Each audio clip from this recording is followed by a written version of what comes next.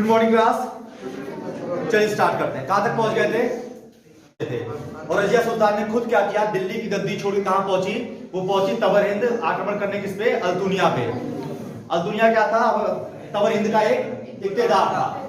वहां पहुंच के पहली बात रजिया सुल्तान हार जाती है और उनके पीछे से दिल्ली किसके हाथ में चली जाती है? बहराम शाह के हाथ में। ठीक है। उसके बाद रजिया सुल्तान को एक खबर मिलती है, वो अल्तुनिया से विवाह करती है। अल्तुनिया और रजिया सुल्तान दोनों ही वापस कहां आते हैं? दिल्ली की तरफ। पर बीच में कैथल में लुटेरों द्वारा उनकी हत्या कर दी जाती है और तत्पश्चात दिल्ली में अब कौन है? बहराम शाह। ठीक है। हमने इल्तुतमिश के बारे में क्या पढ़ा? आप चहलगामी कह लें, तुर्कानी चहलगामी कह लें, चालीसा कह लें। इल्तुतमिश द्वारा चहलगामी को चलाया गया। ठीक है। इस चहलगामी को बंद किसके द्वारा किया गया? बलबन द्वारा। अब ये जो गयासुद्दीन बलबन है, बहराम शाह से लेके यानी कि रजिया सुल्तान से पहले से सारा खेल दिख रहा है और ये देखेगा कि चहलगामी कैसे धीरे धीरे इसको खुद को ये ऊपर ले आएगा। इस वजह से आते ही सबसे पहले बलबन क्या करेगा? चहलगामी का ही समाप्त करेगा रिवाज। ठीक है। लेकिन पहले बलबन से तक पहुंचे हैं, उससे पहले हमें बहराम शाह के बाद देखना है महसूद को। महसूद के बाद हमें देखना है किसे? बहराम शाह का मसूद आएगा। मसूद का आएगा नसरुद्दीन। चलो बहराम शाह से स्टार्ट करते हैं। बहराम शाह कब आया? 1240, 2 साल के लिए। 42 में तुरंत हटा दिया गया। अब ये तख्ता पलट जो हो रहा है, किसके द्वारा हो रहा है? ये सारा तख्ता पलट हो रहा है चहलगामी द्वारा। चहलगामी का षड्यंत्र, उनके साथ अलग अलग अमीरों, जो दिल्ली के अमीर हैं, उनके समर्थन, इस सब के षड्यंत्र आते रजिया सुल्तान हटी तो बहराम शाह को पीछे बैठा दिया गया। बहराम शाह 1240 में बैठते हैं और 42 में तुरंत हटा दिया जाता है। सब षड्यंत्र चलेगा, जो इंटरनल पॉलिसी होती है, तख्ता पलट। ठीक है। उसके बाद कौन आते हैं? उसके आते हैं अलाउद्दीन। इसके आते हैं अलाउद्दीन। कब से? 1242 से लेकर 1246। ये सब लोग 2-2 साल 4 साल के लिए आके बढ़ जाते हैं। इन्होंने कुछ कार्य किया भी नहीं। ये किसके भरोसे बैठे हैं? बहराम शाह किसके भरोसे आया? आप समझो, आपके लिए सिर्फ ये डेट और ईयर्स बहुत है, काफी है, लेकिन आप कहानी समझे लो। क्या हुआ? रजिया सुल्तान जाती है, इधर चहलगामी हावी है। चहलगामी और ये इतिहास कहता है कि उनकी असफलता होने के कारण क्या थे, क्यों रजिया सुल्तान असफल हुई? तो एक कहानी, एक किताब कहती, तब काते नाशरी, वो कहती है कि रजिया सुल्तान जो अनसक्सेसफुल रही या असफल रही, उसका कारण है उनका स्त्री होना, जो कि आधुनिक भारत या आधुनिक इतिहासकार ये नहीं मानते हैं कि उनका स्त्री होना उनकी असफलता का कारण है। तो 2 कारण है। एक तो कहा जाता है कि उनकी स्त्री होना ही उनकी असफलता का कारण रहा। आमिर और जितने भी चहलगामी के सदस्य उन्हें चाहते कोई स्त्री शासन करे, पर आधुनिक इतिहासकार कहते हैं ये गलत है और वो कहते हैं कि रजिया सुल्तान असफल रही अपने 3-4 मुख्य कारणों की वजह से। पहली बात ये है कि वो दिल्ली छोड़ के कहां गई? लाहौर गई। सॉरी, तबर हिंद गई। लाहौर नहीं, तबर हिंद गई। ठीक है। वो दिल्ली छोड़ के तबर हिंद गई। दूसरी बात क्या थी? दूसरी बात थी चहलगामी के और षड्यंत्र का। ये दिल्ली के जो आमिर थे वो षड्यंत्र कर रहे थे, एक के बाद एक लोग ऊपर आ जा रहे थे। वही काम यहां भी चल रहा था। रजिया सुल्तान को हटा के बहराम शाह को लाया तो गया 1240 में, पर 1240 में उन्हें लाया नहीं गया इसलिए कि उनके अंदर योग्यता थी। लाया इसलिए गया था क्योंकि चहलगामी अपने आप को ऊपर ला रही थी और चहलगामी के साथ कभी कोई अमीर या कभी कोई समूह साथ दे दे, तो जो साथ दे, जो हावी हो जाए उस पॉलिटिक्स में, उसने लिया पहले बहराम शाह को। बहराम शाह कितने साल? 2 साल रहे। 2 साल बाद फिर चहलगामी की अवस्थाएं बदली। जो पार्टी रूल में थी वो पार्टी चहलगामी हावी हुए। एक नया गोल बना चहलगामियों का और उनके साथ अमीरों का समर्थन मिला और किसको लिया है? अलाउद्दीन को। 1242 से 1246। इस समय कोई निर्माण कार्य, कोई कार्य होगा जब खाली दिल्ली में बैठे षड्यंत्र चल रहा है? नहीं। तो दिल्ली में बैठे सिर्फ षड्यंत्र चल रहा था कि पहले बहराम शाह, अलाउद्दीन के बाद कौन आ जाता है? नसीरुद्दीन। अभी बलबन नहीं आएगा। बहुत शार्प इंसान है बलबन, वो बहुत शार्प है। वो नसीरुद्दीन को लाता है। नसीरुद्दीन बलबन के सामने बच्चा है, एज कम है इसकी। ठीक है, एज वाइज, पर इसको लाता है। और क्यों लाता है? क्योंकि इसका विवाह वो अपनी पुत्री से करवा देता है। तो अभी नसीरुद्दीन कौन है? ये दामाद है। किसका दामाद है? ये बलबन का दामाद है।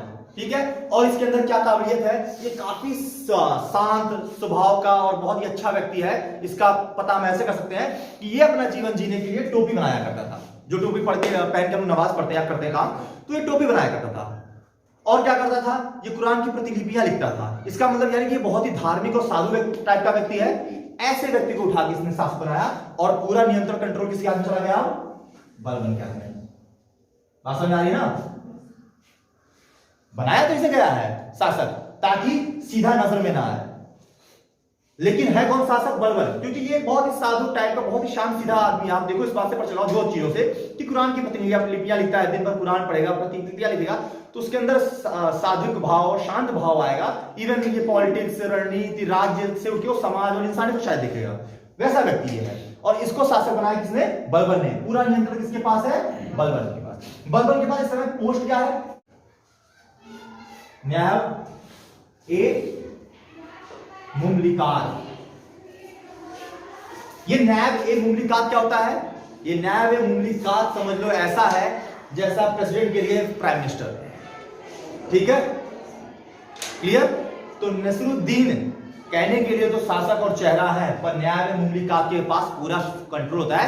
वो शासक को अपने सुझाव देता है, जिसपे शासक चाहे तो काम करे या ना करे, ये तो करेगा ही, राइट। तो सारा कंट्रोल बलबन के पास है। ये न्याय में मुमलिकात की पद पहली बार किसने निकाला था, ये पहली बार ये पद निकाला था बहराम शाह ने। बस इतना ही याद रखना बहराम शाह के बारे में, ये पद था नहीं पहले, बहराम शाह ने नया पद बनाया था, नायब ए मुमलिकात। और नायब ए मुमलिकात ने एकदम राजा, एकदम सेकंड हैंड फेस, अगर राजा एब्सेंट है तो कौन सा काम करेगा, नायब ए मुमलिकात, ठीक है। बहराम शाह ने ये नायब ए मुमलिकात पहली बार पोस्ट लाया था, नायब ए मुमलिकात, क्लियर। और पहली बार जब पोस्ट लाया तो किसी को बनाया भी होगा, बनाया किससे, बनाया किसको है, एतमिन को। एतमिन कौन है, याद करो, रजिया सुल्तान के समय एतमिन क्या था, हाजी, वेरी गुड, राइट। तो आप देखो इतिहास एकदम जुड़ के चल रहा है। यही एतमिन शायद इनके साथ मिला, राइट, यही एतमिन इनके साथ मिलके बहराम शाह को यहां तक पहुंचाया। तो बहराम शाह नहीं पहुंचे, पहुंचाया कौन, और एक नई पोस्ट क्या बनवा के लाया बहराम शाह से, नायब ए मुमलिकात। ये एतमिन था कौन, रजिया सुल्तान की टीम का एक क्या था, आमीरे हाजिर, ठीक है। इसने अपनी रैंक प्रमोट की और इनको बहराम शाह को बनाया। इसके बाद ये नहीं रहा, बहराम शाह भी नहीं रह पाया और तख्ता पलट हो गया। और कौन आया, अलाउद्दीन। अलाउद्दीन कितने दिन रहे, 4 वर्ष के लिए। उसके बाद बलबन अपने आप को धीरे धीरे सशक्त करते हुए ऊपर आया और बलबन ने नसरुद्दीन को बनाया, ठीक है, जो कि एक बहुत ही साधारण और आम इंसान और काफी साधु भाव वाला व्यक्ति था, जो डेली आप समझो कुरान की प्रतिलिपियां लिख रहा है, टोपी बना के अपना जीवन यापन कर रहा है, तो कितना धार्मिक व्यक्ति होगा। ऐसे व्यक्ति को उन्होंने बनाया और खुद को बनवा लिया क्या, नायब ए मुमलिकात। और किसके पास पद चला गया शासक का, दिल्ली सल्तनत किसके पास है, नसरुद्दीन के पास। ये 4-5 साल बाद तख्ता पलट बलबन ने देखा, समझा, धीरे धीरे षड्यंत्र के तहत ने क्या किया, सभी चहलगामियों को अपनी ओर आकर्षित करने लगे कि पूरा मेजॉरिटी या टीम पहले मुझे मिल जाए। वो कब इन्होंने हासिल किया, जब बलबन खुद नायब ए मुमलिकात थे। और जैसे ही ये इन्होंने सब कुछ कर लिया, ये धीरे से अपने आप को क्या कर लिए, शासक घोषित कर लिए। अब कौन आ जाएगा, वो होता क्या है, जब बलबन, अभी बलबन क्या है, अभी बलबन नायब ए मुमलिकात है, राइट। नायब ए मुमलिकात जब रहता है तो क्या होता है, षड्यंत्र होता है। और षड्यंत्र किसके द्वारा होता है, दिल्ली के आमीरों द्वारा, राइट, इनके द्वारा षड्यंत्र होता है। और नायब ए मुमलिकात के पद से बलबन को हटवाया जाता है, एक बार यहां तक होता है। तो षड्यंत्र चल रहा है, ठीक है। तो यानी कि आमीरों द्वारा ये प्रेशर डाला जाता है किस पे, तत्कालीन दिल्ली सल्तनत के शासक नसीरुद्दीन के। और नसीरुद्दीन बलबन को नायब ए मुमलिकात के पद से हटा के कहां भेज देते हैं, इख्तियार बना देते हैं। इख्तियार याद है ना, हाँ, इख्तियार बना देते हैं। कहां इख्तियार बनाते हैं, हिस्सा, हरियाणा का एक जगह है हिस्सा, ठीक है, वहां का इसको इख्तियार बना देते हैं, ठीक है। पर इसका नाम क्या है, बलबन। ये फिर अपनी पद पे वापस आता षड्यंत्र करके। कुछ दिनों में ही बाद ये इस पद को छोड़ के वापस से क्या बन जाता है, नायब ए मुमली। इसीलिए नसीरुद्दीन को आगे रखा था कि पहले देख ले, सब कुछ समझ ले, ठीक है। बलबन फिर वापस आ जाता है नायब ए मुमलिकात। और तत्पश्चात 1266 में बलबन क्या बन जाता है, खुद दिल्ली सल्तनत के गद्दी में बैठ जाता है, ठीक है। तो अब 1266 में बलबन आ गया।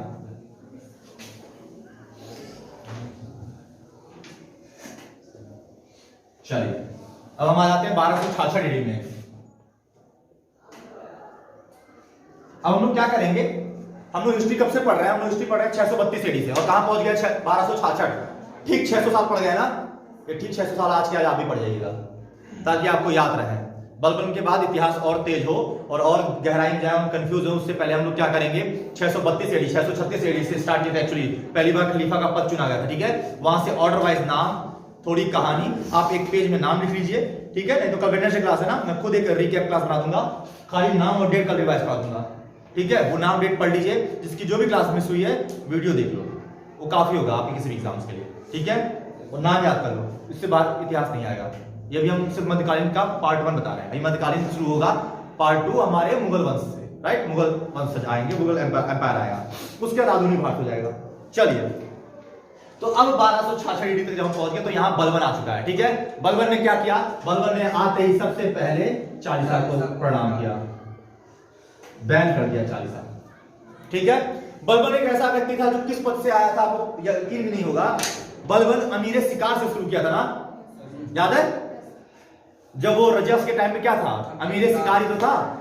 तो रजिया के टाइम में अमीर शिकार था। रजिया के बाद कौन आया, रजिया के बाद हमारे आए बैराम शाह। बैराम शाह के टाइम पे वो अमीर आखुर बना, अस्तबल तक पहुंचा, ठीक है।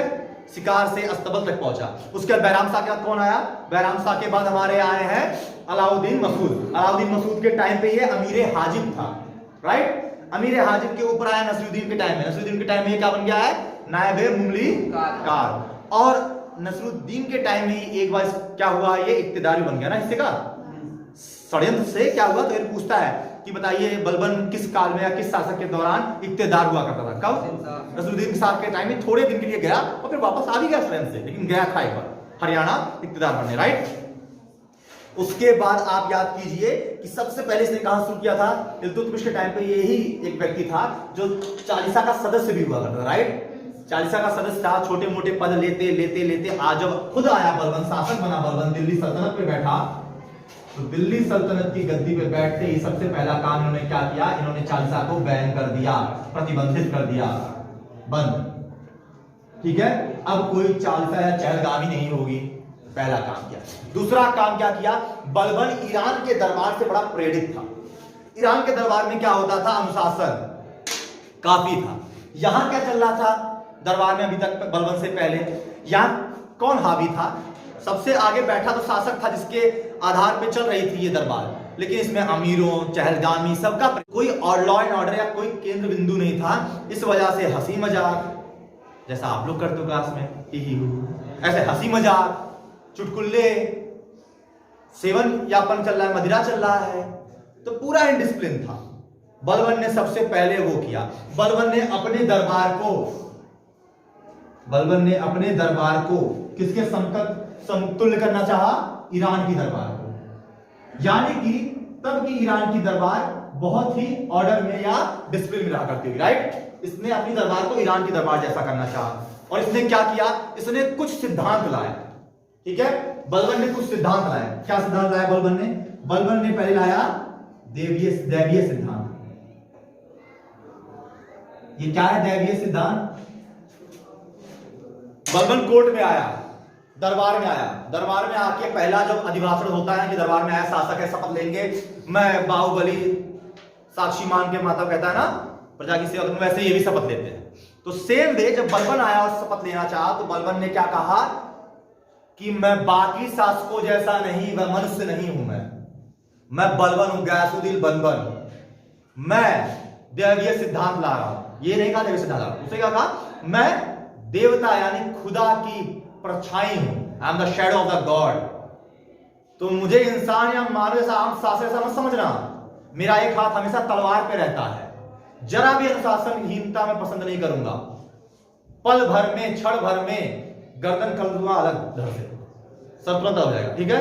उसने डर बनाया, अनुशासन लाया, और खुद को क्या कहा, खुद को खुदा की परछाई या शैडो ऑफ गॉड का, ठीक है। और उसने 2 नए नियम लाए, सिजदा और पेबोस, ठीक है। अब ये क्या है सिजदा और क्या है पेबोस? सिजदा मतलब जब कोई भी दरबार में आएगा सबसे पहले आते ही क्या करेगा, आप मंदिर में जाते हो, मस्जिद में जाते हो, कहीं भी जाते हो, किसी भी देवालय में जाते हो, आप क्या करते हो, पहले सर झुका के नमन करते हो। तो आप दरबार में आ रहे हो और बलबन कौन है, गयासुद्दीन बलबन खुदा की परछाई है, घुसते ही पहले सलाम करोगे, सर झुका के घुसोगे, पहला ऑर्डर है, इसी का आ गया सिजदा, ठीक है। सिजदा करोगे पहले आप। दूसरा पैबोश, आके आप कदम चूमोगे। हाँ, उसने लॉ एंड ऑर्डर बनाया, उसने बाकी शासकों से अपने आप को बहुत ऊपर रखा, एक कहानी बनाई कि मैं खुदा की परछाई हूं। आप जाते हो तो पैर छूते हो ना भगवान का, नमन करते हो, सर से छूते हो, पांव छूते हो ना, तो कौन है गयासुद्दीन बलबन? वो खुदा की परछाई है। आप आते ही सिजदा करोगे, कोई अनुशासनहीनता नहीं चलेगी कोर्ट में। और तीसरा काम क्या करोगे आप? तुरंत आते ही पहले सिजदा और फिर पैबोश यानी कि उसके पांव को चूमोगे और तब दरबार में आदरपूर्ण तरीके से बैठोगे। ये सारे सिद्धांत कौन लाया था? बलबन। कभी नहीं भूलोगे, याद आएगा ना, दैवीय सिद्धांत बलबन लाया था। सिजदा कौन लाया? बलबन। पैबोश कौन लाया? मां गयासुद्दीन बलबन। गयासुद्दीन बलबन खुद शासक का बना 1266 डेढ़ी में। गयासुद्दीन ने आते ही सबसे पहले क्या किया? चालीसा चहलगामी को खत्म किया, जिसका खुद वह सदस्य हुआ करता था कब? इल्तुतमिश के काल में, राइट? याद रहेगा ना, ये है बलबन का इंट्रोडक्शनी शुरुआत। चलिए एक बार लगातार सारे रूलर मेरे साथ लिख लीजिए और लिख लीजिए बलबन क्या थे तब। बलबन के आने से पहले आप समझिए, ये रहे बलबन, लेकिन बलबन यहां तक पहुंचे दिल्ली तक, उससे पहले कौन था? इनसे पहले 4 लास्ट रूलर देखिए। रजिया, राइट? रजिया के बाद बैराम शाह, याद नहीं लगा। बैराम शाह के बाद अलाउद्दीन मसूद, अलाउद्दीन मसूद शाह, राइट? मसूद भी कह सकते हैं आप शॉर्ट में, मसूद शाह। उसके तत्पश्चात नसीरुद्दीन शाह, नसीरुद्दीन शाह, ये नसीरुद्दीन हो गया। रजिया के वक्त क्या थे? बैराम शाह के वक्त क्या थे? अलाउद्दीन मसूद के साथ क्या थे? नसीरुद्दीन के वक्त अब बलबन की पोस्ट या पदवी क्या थी, ये पूछता है, तो ये याद है। रजिया के समय अमीरे शिकार, बैराम शाह अमीरे आकुर। बैराम शाह के टाइम में बलबन क्या थे? अमीरे आकुर। उस अमीरे हाजिब की थी, अमीरे हाजिब की थी। और नसीरुद्दीन के समय में बलबन की पदवी क्या हो गई थी? नायब ए मुमली कार। अब क्लियर है बलराम? तो ये हम इन लोग का पोस्ट नहीं बता रहे, हम लोग इन लोग के शासन काल में, ठीक है, इनके शासन काल में इनके शासन काल में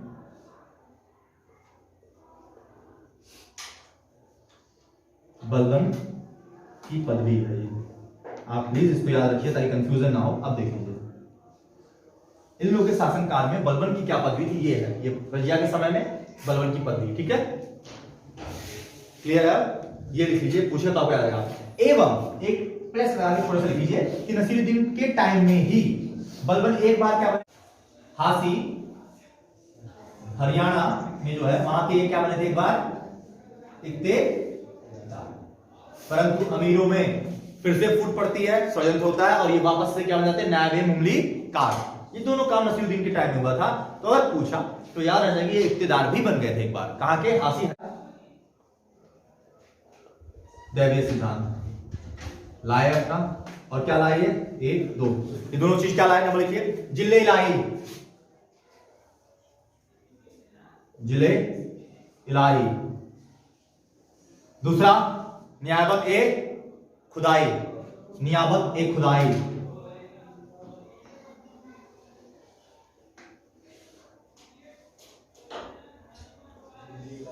दैट मीन्स मैं सुप्रीम हेड हूं, ठीक है। अब आपके सामने समझ में भगवान तो है नहीं, भगवान ऊपर है, उन्होंने मुझे भेजा है। जिले इलाही, नियाबत एक खुदाई, अब आपका खुदा मैं हूं, मैं खुदा के परछाई हूं और आपके लिए खुदा ही मानो मैं, ठीक है। तो ये था दैवीय सिद्धांत उनका कहने का कि मैं ही जिले इलाही हूं और मैं ही नियाबत एक खुदाई हूं। ने अपने दरबार में और क्या लाया? दरबार में 2 नई प्रथा शुरू की, अपने दरबार में 2 नई प्रथाएं शुरू की। नंबर 1 सिजदा, सिजदा। नंबर 2 पैबोश, पैबोश, ठीक है। सिजदा जो ने क्या किया? बलबन ने अपने लिए अफ्रीका से अंगरक्षक मंगाया, बॉडीगार्ड। चलिए, थैंक यू सो मच।